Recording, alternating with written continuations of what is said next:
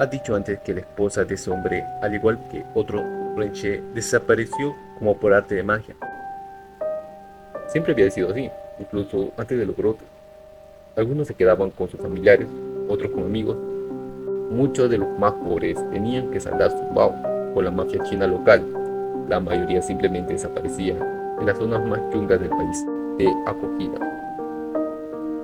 En las zonas más desfavorecidas, si quieres llamarla así, de acuerdo.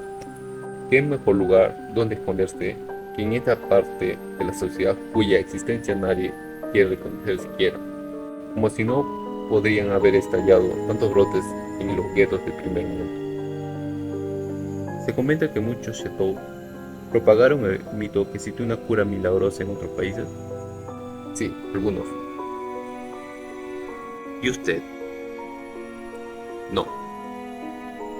¿En qué medida afectó el vuelo 575 al contrabando aéreo? Las restricciones se volvieron más severas, pero solo en algunos países. Los Chetou, que se dedicaban al transporte aéreo, no solo tuvieron mucho cuidado, sino que demostraron ser una gente con una gran cantidad de recursos. Solían tener este dicho: todas las casas de los ricos tienen una entrada para el servicio. ¿Y eso qué quiere decir? Que si Europa Occidental incrementa la seguridad, siempre podrás entrar por Europa Oriental. Que si Estados Unidos no te deja entrar, siempre podrás hacerlo por México. Seguro que eso ayudaba a los países blancos y ricos se sintieran más a salvo, a pesar de que ya tenían plagas dentro de su frontera. Pero recuerden que ese es un tema que yo no domino. Yo me dedicaba principalmente al transporte por tierra, y los países a los que me dirigía se hallaban en Asia Central. ¿Era más fácil entrar en ellos? Prácticamente nos imploraban que hiciéramos negocios ahí. Esos países se encontraban en un estado económico tan ruinoso, sus funcionarios eran tan retrasados y corruptos, que hasta nos ayudaban con el papeleo a cambio de un porcentaje de nuestra tarifa. Incluso había Shetou, o como quiera que lo llamasen, en esas jergas bárbaras que hablaban ellos, que colaboraron con nosotros para lograr que los Renche atravesaran las antiguas repúblicas soviéticas para entrar en países como la India o Rusia, e incluso Irán. Aunque nunca pregunté ni quise saber a dónde iba ninguno de estos Renche, mi trabajo acababa en la frontera.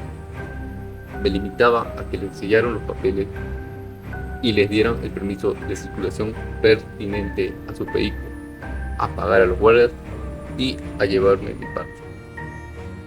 ¿Vio muchos infectados? Al principio no, porque la infección se extendía muy rápidamente. Ese problema lo tenían en los viajes por avión, pero no nosotros, puesto que llegar a Kashi podía llevarse semanas. Además, por lo que me han contado, incluso los casos de incubación más lenta no duraban más que unos cuantos días. Normalmente, los clientes infectados solían reanimarse en algún lugar del camino, donde eran reconocidos y recogidos por la policía local. Más tarde, a medida que las infecciones se multiplicaron y la policía se fue viendo sobrepasada, sí empecé a ver muchos infectados en la ruta. ¿Eran peligrosos? Rara vez. Sus familias los solían tener atados y amordazados. Podía ver algo moviéndose en la parte posterior de un coche, retorciéndose levemente bajo una prenda o una manta gruesa. Podías oír golpes que procedían del maletero de un coche, o más tarde del interior de algunas cajas, provistas con agujeros para poder respirar, cargadas en la parte posterior de alguna furgoneta. Agujeros para poder respirar. No sabían realmente lo que estaba pasando a sus seres queridos. ¿Usted sí? Para entonces, sí, pero sabía que intentar explicárselo era perder tiempo. Me limitaba a coger su dinero y enviarlos a su destino. Tuve suerte, nunca tuve que lidiar con los problemas que conllevaba el contrabando por mar. ¿Y eso era más difícil? Y peligroso. Mis socios de la provincia costera eran los que tenían que enfrentarse a la posibilidad de que un infectado rompiera sus ataduras y contaminara toda la bodega de carga. ¿Qué hacían entonces? He oído hablar de varias soluciones. A veces los barcos paraban en una zona desértica de la costa. Daba igual que fuera del país al que pretendían llegar o no. Podía ser cualquier cosa.